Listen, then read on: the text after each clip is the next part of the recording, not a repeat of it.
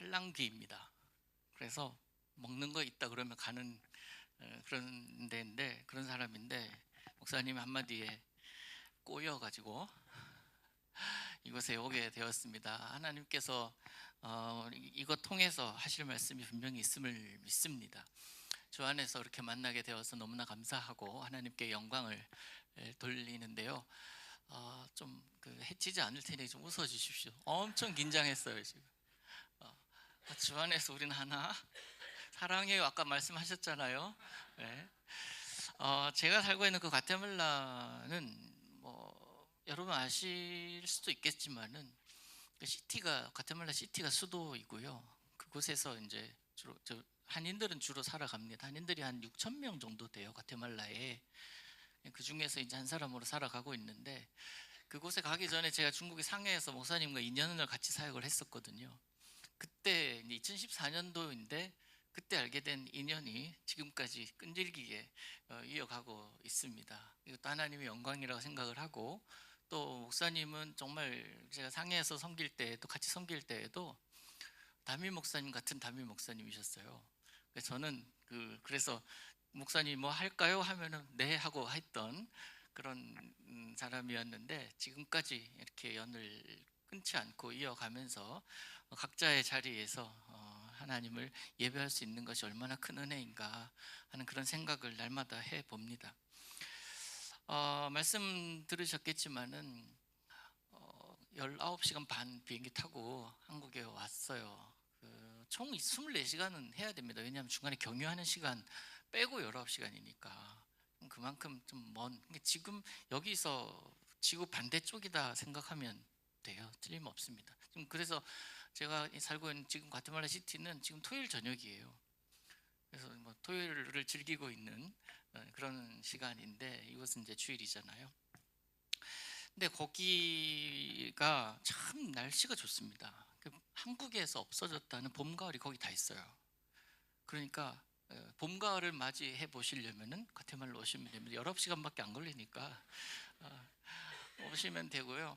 건기와 우기가 뚜렷합니다. 그래서 건기일 때는 계속 말라 있지만, 우기일 때는 하늘이 열려서 비가 얼마나 맞으면 아플 정도로 그렇게 쏟아집니다. 한두 시간 정도 쏟아지면 또다시 하늘은 닫히고 다시 맑은 하늘이 나타나는 그런 계절인데요.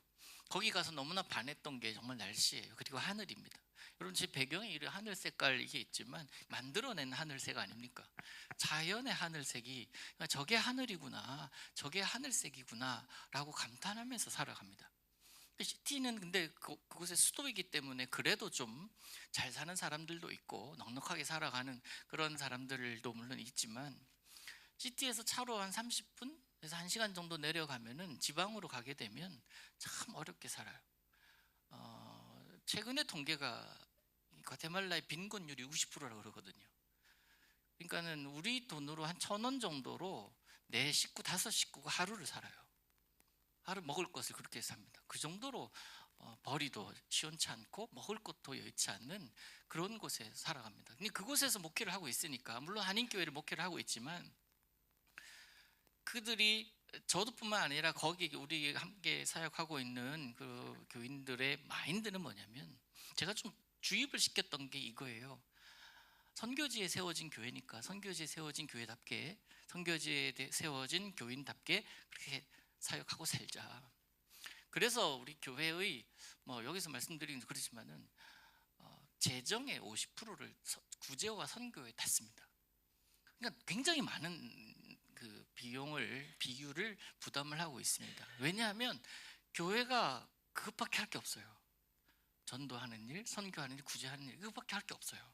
물론 교육도 하고 또 우리끼리도 잘 먹어야 되겠지만은, 먹는 거는 집에서 잘 먹으니까 교회가 하는 일은 그거여야 되지 않냐. 그래서 한 달에 한 번씩은 꼭 선교를 나갑니다. 전 교인이 나가요. 지방에 나가서 남선교회는 그 열악한 상황에 살고 있는 병균들이 얼마나 많은지, 양철로 집을 만들어 가지고 거기 바닥도 이렇게 깔끔하게 못 하잖아요. 그냥 진흙 바닥에 그 양철 침대 위에서 가족들은 지내고, 밑에는 닭, 개, 돼지, 그애들을 같이 살아요. 그러니까 얼마나 위생 상태가 좋지 않겠습니까? 남성교회는 방역 장비 중국에서 사가지고 와요. 정기적으로 사가지고 옵니다. 그래가지고 방역, 그 동네 방역, 그래서 우리 60년대 70년대 저 어릴 때만 해도요, 동네 방역차가 막 따라갔잖아요. 그런 모습이에요. 그런 모습으로 살아요. 그래서 그 교회는 그런 식으로 해주고, 남성교회는 하고, 여전도회는 하루라도 잘 먹이자, 그분들 하루라도 잘 먹이자. 그래서 음식을 막 해갑니다. 한국식 뷔페를 그러면 해가요. 얼마나 좋아하는지. 그래서 그 날만 기다리는 곳이, 근데 한 군데만 갈 수가 없잖아요. 여러 군데를 가기도 하고, 한 주는 그렇게 선교지를 가고, 한 주는 고아원에 가고, 한 주는 그 요즘 트럼프 이기 들어서면서 난민들이 많아지잖아요. 난민들이 굉장히 과테말라로 많이 내려옵니다. 미국, 멕시코, 그 다음 과테말라니까 남미로 내려가려면 우리나라를 통과할 수밖에 없어요. 과테말라를. 난민들이 많으니까 그들도 먹여야 되지 않겠나. 그래서 한 달에 한 번씩은 구제사역하고, 쓰레기장에서 먹고 사는 사람들 거기서 한 번은 그래도 끄집어 내주자 하면서 거기서 또 방역하고 그들도 먹이고, 그 일을 그냥 하고 있어요. 그런데 그게 별것 아닌 것 같은데도요, 얼마나 큰 열매가 있는지 모릅니다. 작년에는 우리가 시애틀에 있는 교회와 연합을 해서 약 한 60명 정도가 수치케르라는 지역에 갔습니다. 시티는 그래도 좀 문명이 있기 때문에 괜찮은데, 거기 가면 등록되어 있지 않은 사람이 훨씬 더 많은 그 지역이에요. 마을이에요. 그곳에 가서 복음을 전해요. 그곳에 가서 사랑을 베풉니다. 그곳에 가서 뭐 침수를 배운 분들은 침을 놓으면서 복음을 전하고, 미용하면서 복음을 전하고, 전도하면서 복음을 전하고, 그런 식으로 다양하게 복음을 전하는데, 그때 놀라운 역사들이 일어나는 거예요.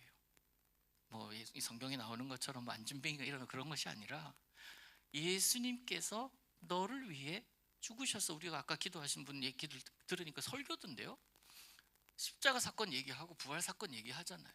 그 얘기 그대로 전해요. 예수님 당신 사랑하신다고, 하나님 살아계셔서 여전히 당신 사랑하신다고, 계획이 있으니까 예수 믿으시라고.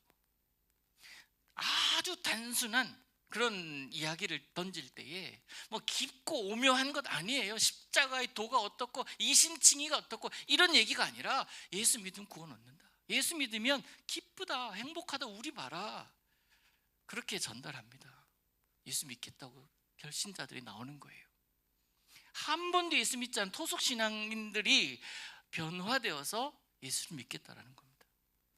그렇게 해서 그때당 이틀 지났는데 보고가 들어오기를 400명 이상이 결신했대요.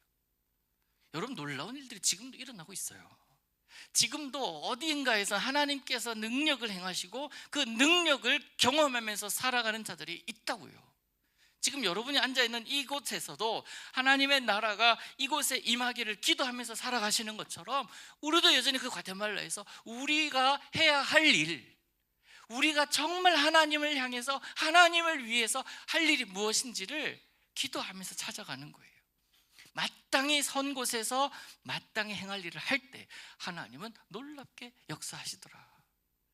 그거를 경험하면서 살아갑니다. 1년에 한 번 그렇게 행해요.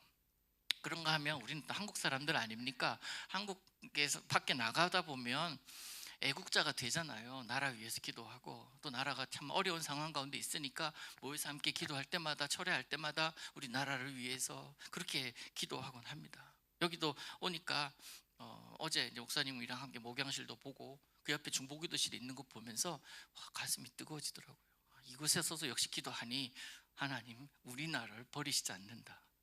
반드시 세우셔서 정말 하나님의 나라가 어떤 나라인지를, 하나님이 통치하신 나라가 어떤 나라인지를 보이실 것이다 라는 확신이 들었습니다. 너무 좋더라고요. 우리 교인들에게 저는 이렇게 이야기합니다. 예수 믿으니까 애국자 돼야 된다고. 모든 애국자가 뭐 애국하는 사람이라고 해서 다 그리스도는 아니지만 그리스도인은 애국해야 된다고. 그러면서 우리가 할 수 있는 것이 뭐냐? 애국할 수 있는 방법이 뭐냐? 제일 첫 번째, 귀한 거 가지고 있지 않냐? 기도하는 마음. 기도하자. 기도할 때마다 우리는 그렇게 나라를 위해서 기도해요. 중요한 것은 그거잖아요. 나라를 향하는 생각이 다르고 뭐 이념이 다르더라도 그래서 기도하지 않는가? 아니에요. 내가 생각하는 대로 이루어지는 것이 아니라 하나님이 원하시는 대로 이루어지기를 바라는 마음으로 우리는 기도하지 않습니까? 내 생각이 옳을 수도 있고 틀릴 수도 있으니까. 그러나 하나님은 어떻습니까? 늘 옳습니다. 그래서 우리가 하나님께 기도하는 것이고, 그 옳음이 우리의 삶에, 우리 교회에, 이 땅에 내가 서 있는 그곳에 펼쳐지기를 원하는 마음으로 기도해야 할 줄로 믿습니다. 여러분, 눈에 보이는 게 전부가 아님을 아시지요? 우리나라가 오래전에 남북으로 갈라지고 또 뭐 좌우로 이렇게 나뉘게 되는 것은 보이는 무언가뿐만 아니라 보이지 않게 흐르는 그런 흐름이 있잖아요. 그런 것들 때문에 결론적으로 나타나는 것들이 눈에 보이는 것 아닙니까? 영적인 흐름이 있다는 걸 알아야 해요. 우리 믿는 사람이기 때문에 영적인 눈을 떠야만 볼 수 있는 것이 분명히 있거든요. 예레미야 33장 3절에 보면은 이런 말씀이 있습니다. 너는 내게 부르짖으라. 내가 내게 응답하겠고 네가 알지 못하는 크고 은밀한 일을 내게 보이리라. 크고 은밀한 일. 그래서 이 말씀을 붙들고 그래서 기도하는 분들이 계십니다. 믿고 기도해야죠. 그런데 중요한 것은 그것을 붙들고 기도할 때 내가 어떠한 마음으로 기도해야 되는지 알아야 돼요. 착각하지 말아야 될 것은 이거예요. 하나님께서 부르짖어라, 그러면 내가 응답하겠다라고 말씀하셨지만 내 기도한 대로 듣고 해결해 줄게, 그렇게 하지 않으셨다라는 겁니다. 부르짖으라, 내가 네가 원하는 거 들어줄게가 아니라 부르짖으면 내가 누구에게도 알려주지 않은, 누구에게도 말하지 않은, 누구에게도 밝히지 않은 그것이 있는데 그것 내가 너에게 보이리라, 이 말씀이거든요. 아직 펼치지 않은 계획이 있어. 누구도 상상하지 못한 계획이 있어. 그것 보여줄게. 그런가 하면은 예레미야와 비슷한 시기에 사역했던 하박국이라는 선지자가 있습니다. 한 20-30년 전에 활동했던 선지자이잖아요. 그는 이스라엘의 바벨론의 포로가 되기 직전에 하나님께 기도합니다. 하나님, 어떻게 이럴 수가 있습니까? 어떻게 악한 자들이 저렇게 잘 살고 소위 착한 사람은 저렇게 고생을 합니까? 어떻게 정의가 불의 앞에서 무너질 수 있습니까? 어떻게 하나님의 나라의 백성이 하나님 알지도 못하는 이방인들에 의해서 이렇게 무너질 수 있습니까? 그렇게 하나님께 따지잖아요. 소위 뭐 신정론이라고 하지 않습니까? 어찌하여 그렇게 할 수 있습니까? 근데 하나님은 그래, 맞아, 이건 옳은 것이고 이건 틀린 것이, 그건 틀린 생각이야, 이게 옳아라고 말씀하지 않으셨습니다. 하나님은 그 질문에, 그 기도에 성도가 어떻게 현실을 바라봐야 될지를 말씀하셔요. 우문현답이에요. 현실을 보고 상황 판단하지 마. 내 사람은, 하나님의 사람은, 믿음의 사람은 현실로 사는 게 아니야, 눈에 보이는 걸로 사는 게 아니야 라고 이야기를 합니다. 그러면서 너무나 귀한 말씀을 던져요. 뭐라고 던집니까? 오직 의인은 믿음으로 살아. 그러니까 이 현실이라는 문제, 그건 네 문제지 내 문제가 아니야. 신정론요, 사실 어찌 보면 내가 생각한 문제지 하나님 입장에서는 하나님의 섭리 가운데 지나가는 과정이에요. 단지 내가 어찌하여 하나님, 왜 하나님, 어떻게 이럴 수 있습니까? 라고 질문하는 것인지 모르니까 질문하는 거죠. 하나님 입장에서는 계획이 있는데, 예레미야에 그런 말씀 하시잖아요. 은밀한 일이 있다고, 네가 알지 못하는, 네가 보지 못하는 그 일이 있는데 그 일 보여줄게 라고 말씀하신 거거든요. 그러니까 이 하박국이 그 하나님의 음성을 듣습니다. 믿음으로 사는 것이구나. 완전히 변해요. 현실은 하나도 변하지 않았어요. 오히려 나중에 바벨론에 의해서 이스라엘이 완전히 무너지잖아요. 예루살렘 불타잖아요. 그런데 하박국 선지자는 하나도 변하지 않은 더 나빠져가는 그런 현실 가운데 완전히 다른 표현을 합니다. 무화과 나무에, 포도나무에, 감람나무에 열매 없어도 난 노래할게요. 우리에 텅텅 비어도 열매가 하나도 없고 뭐 길러내야 할 가축이 하나도 없어도 나는 그래도 즐거워할게요.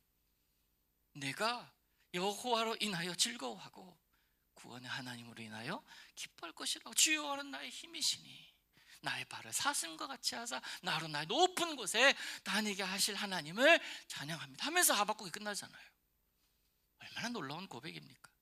하나님 만나지 못한 사람이 볼 때는 이건 이해할 수 없는 상황이에요. 어떻게 저렇게 얘기할 수 있냐고, 어떻게 저런 하나님을 믿을 수 있냐고, 하나님이 정말 살아계시다면 그러면 안 되지 라고 하는 그런 상황 가운데서도 노래할 수 있는 자, 그게 바로 예수 믿는 자임을 믿습니다.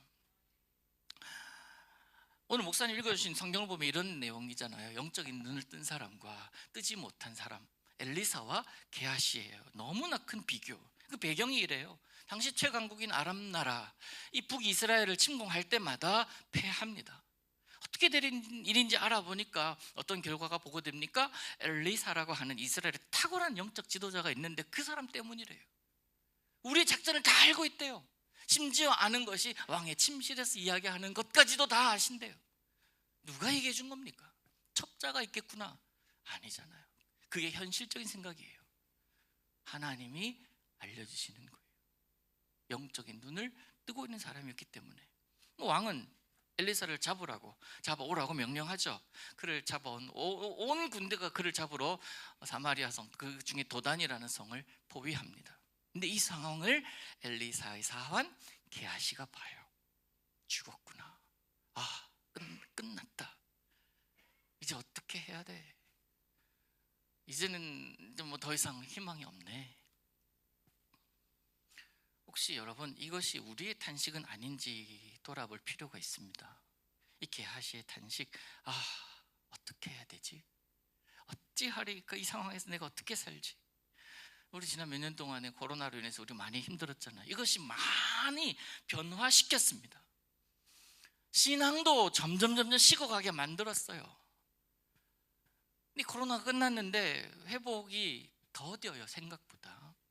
게다가 뭐 신앙뿐만 아니라 우리들의 일상도 많이 무너뜨렸습니다. 그때 우리가 했던 탄식이 뭡니까? 어떻게 해야 되나? 이거 아니었어요.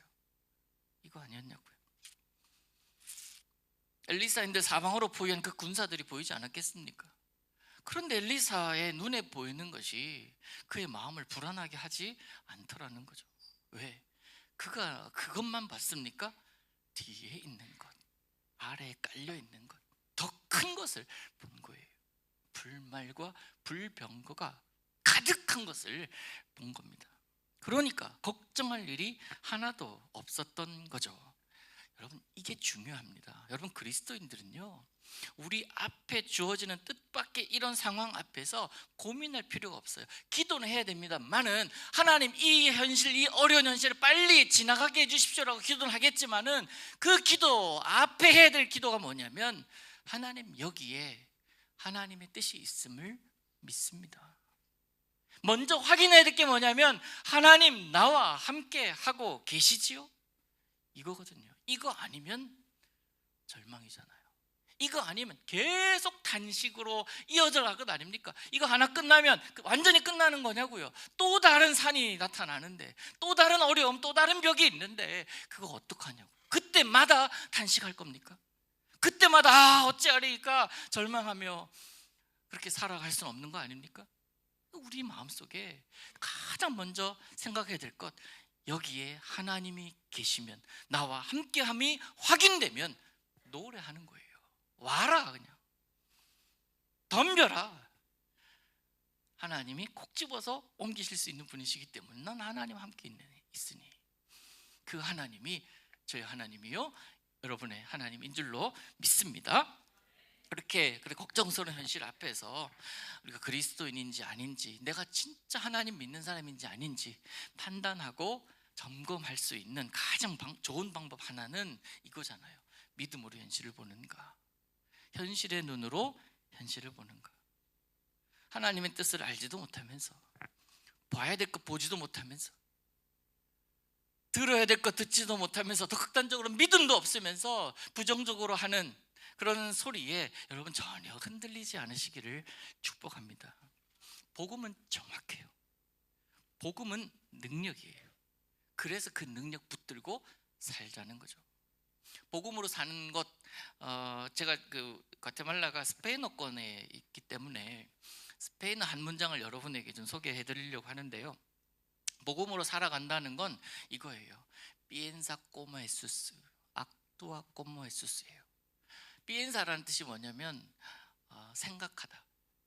꼬모는 뭐뭐뭐뭐처럼, 에수스는 예수님을 그 스페인어식 발음이죠. 예수님처럼 생각하는. 악두아는 액츠, 예수님처럼 살라. 그래서 이 사도행전이 영어로 액츠 아닙니까? 성령의 능력으로, 성령의 그 인도하심을 따라 살아가는 사람들의 이야기가 사도행전 이야기 아닙니까? 여러분, 그래서 오늘 본문에서 우리가 생각해야 될 것을 여러분 정리해 드릴게요. 결론을 말씀드릴게요. 우리는 믿음의 사람이기 때문에 믿음의 눈도 늘 뜨고 살아가야 하는 자들이다라는 사실이에요. 그냥 보이는 것으로 끝나는 것이 아니라 거기에 하나님의 뜻이 무엇인지를 분별하며 살아가는 삶, 그 삶을 살아가시기를 축복합니다. 누가복음 24장에 엠마오를 향하던 두 제자 이야기 아시잖아요. 무슨 이야기인지 이들이 흥미롭게 하면서 걸어갑니다. 근데 그때 어떤 한 사람이 그들 옆에서 같이 가면서 그들에게 질문합니다. 무슨 얘기들 하시나요? 3일 전에 예루살렘에서 예수라는 사람이 죽었다가 부활하셨어. 그 얘기를 하는 겁니다. 세상에 그런 일이 있었다고요? 몰라요? 그 엄청난 일을? 여러분, 그들이 말하는 엄청난 일, 예수 그리스도의 십자가와 부활 사건이에요. 그런데 지금 그 십자가와 부활 사건의 주인공이 바로 옆에 있어요. 자기 옆에. 그런데 알지 못합니다. 예수님이 옆에 있음에도 예수님을 알지 못해요. 심각한 것은요, 내가 예수님을 10년을 믿었는데, 중국 와서 20년째 예수님을 믿고 교회 다니고 있는데, 저는 3대째 신앙인이거든요. 3대째 신앙인으로 살아가고 있는데 예수를 너무 많이 들었지만 예수님과 전혀 관계없이 살아갈 수도 있습니다. 기가 막힌 것은요, 표정 관리할 수 있어요. 예수 엄청 잘 믿는 것처럼. 성경에 대해서 뭐 이거는 뭡니다, 이건 뭡니다 가르치지만 믿지 않고도 얘기할 수 있어요. 놀라운 능력 아닙니까? 여러분, 그 능력 다 가지고 계시죠? 그렇다니까요, 우리가. 그런데 정말 내가 현실 앞에서, 내게 펼쳐지는 어려운 상황 앞에서 거기에서 하나님의 뜻을 분별할 수 있느냐 없느냐는 내가 믿음의 눈으로 그걸 보느냐, 믿음 안에서 하나님께서 무엇을 내게 요구하시는지를 깨닫느냐 아니냐예요. 그거 아니겠습니까? 이 제자들이 지금 예수님이랑 얘기하고 있는데 예수님인 줄 알아보지 못합니다. 이 모습을 성경은 이렇게 표현합니다. 그들의 눈이 가리워져서 그인 줄 알아보지 못하거늘. 얼마나 안타까운 순간입니까? 10년 동안 허송생활한 거예요. 20년 동안 인맥만 들여놓은 거예요. 3대째 신앙인, 웃기는 소리, 아무 세상에서 능력도 나타나지 못했는데 예수님이 내 안에 있으면서, 예수님이 내 안에 갇혀 있어서 도무지 나를 통해서 일하지 못하게끔 내가 철저하게 막아내는데, 그러면서 이분 예수를 얘기하고 눈이 가려워져서 예수님과 3년을 동고동락한 제자들이었어요. 예수님 목소리라면 대번에 알아차릴 만한 그런 제자들이었습니다. 그럼에도 불구하고 그들 역시 눈이 가려질 수 있다니까요. 이것이 바로 오늘의 우리 모습과 다르지 않다라는 겁니다. 예수님 너무 잘 아는데 예수님을 만난 적이 없어요. 능력으로 살지 못해요. 그러니까 어떻게 돼요? 문제 앞에서 계속 자빠지는 거예요. 계속 무너지는 겁니다. 그러면서 시험 들었다 그래요. 문제를 문제 삼고 문제를 넘어가지 못하고 그냥 문제에서 계속 걸려 넘어지니까 믿음 없는 모습 아닙니까? 성도 여러분, 잘 들으십시오. 예수 잘 믿으시기 바랍니다.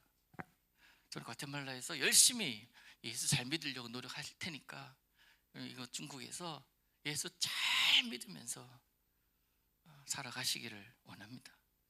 그러기 위해서 눈을 열어서 보게 해달라고 우리는 날마다 기도해야 할 것입니다. 하나님의 뜻을 알면 흔들릴 이유도 없고 넘어질 이유도 없습니다. 간절히 구하는 자에게 하나님 그 눈을 열어서 하나님의 비밀을 보여주실 줄로 믿습니다. 그런 자 되어서 하나님의 섭리를 날마다 누리면서 노래하며 살아가시기를 축복합니다.